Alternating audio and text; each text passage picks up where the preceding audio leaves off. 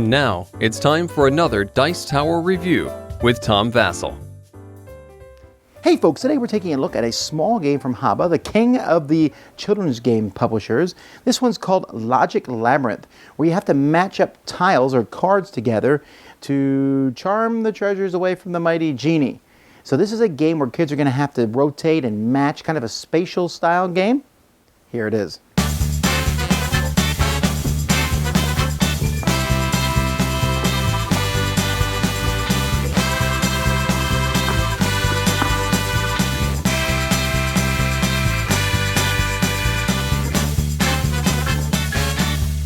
A game of Logic Labyrinth lasts for 4 rounds.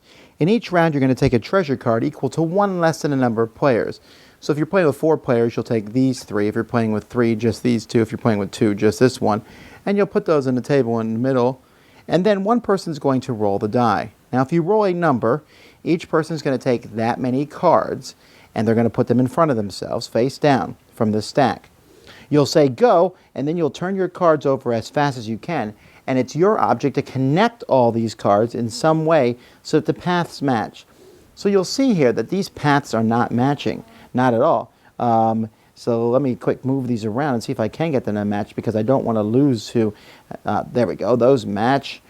And does that fit there? That matches, great. And then this, no, no, no, no. There we go, boom, done. And as soon as you're done, you grab the highest value treasure card in the middle of the table, which means everybody but one player is going to get one.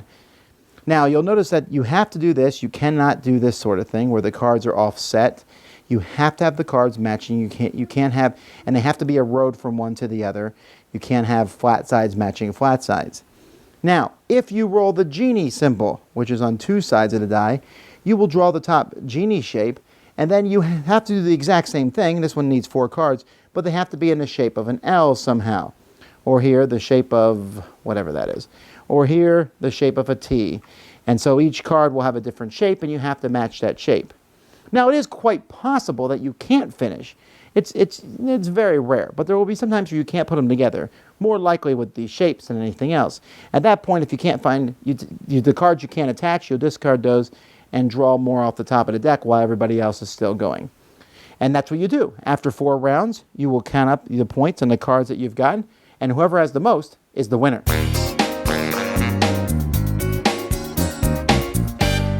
I'm always excited when I find a game I think that works so well, and I really enjoyed this one. Because this is not a game that you can even sometimes visually look at. You're looking and saying, oh, that road is in the 3rd spot. I don't know how many different spots there are for the road, but I think there's maybe 4 per side, and just the way that you're rotating them, trying to get them to match up. And kids are having fun doing that. Oh, okay, I got to do this. And I found that this works well for all ages. This here says that it's 6+ years, 6 to 99, sorry, 100-year-olders.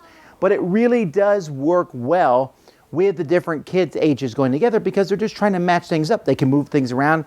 If they say, I can't do this, they can always chuck a card and draw another one. So the shapes are harder, of course, making it in that shape. But after a while, I mean, the game is only 4 rounds. It's very simple to carry around, and there's like cool things to look at on the cards themselves.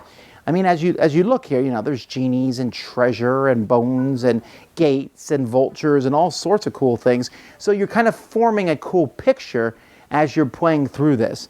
This, I was just really pleased with, you know, it's teaching good things, spatial recognition, learning to rotate, thinking logically, okay, I can make the L like this. This doesn't fit here, so now I got to rotate the L and make it that way. I mean, this game could honestly be played by adults against each other. I think an adult might beat a kid, but maybe not even then. It seems like this, as long as you're able to rotate things quickly, you have a good chance at this. So I like the game for that. I like it, how small it is. It's easy to keep. I like the artwork and the theme. I like the fact that there's speed, but it's not speed where someone can just crush everybody else. You have to deal with the cards you get and rotate them and learn kind of that, how to put things on the board in different places. So cool little teaching game. I like HABA games normally anyway. This is one of the better ones for sure. That's Logic Labyrinth. Dice Tower Judgment into my collection. Thanks so much for watching the Dice Tower videos. Find more great videos and reviews, as well as our top-rated audio podcast at Dicetower.com. You can also find other great shows at Dicetowernetwork.com. I'm Eric Summerer, and you've been watching The Dice Tower. The Dice Tower is sponsored by Cool Stuff Inc., where you can find great games for great prices. Cool Stuff, in stock. Check them out at coolstuffinc.com. Shut the door!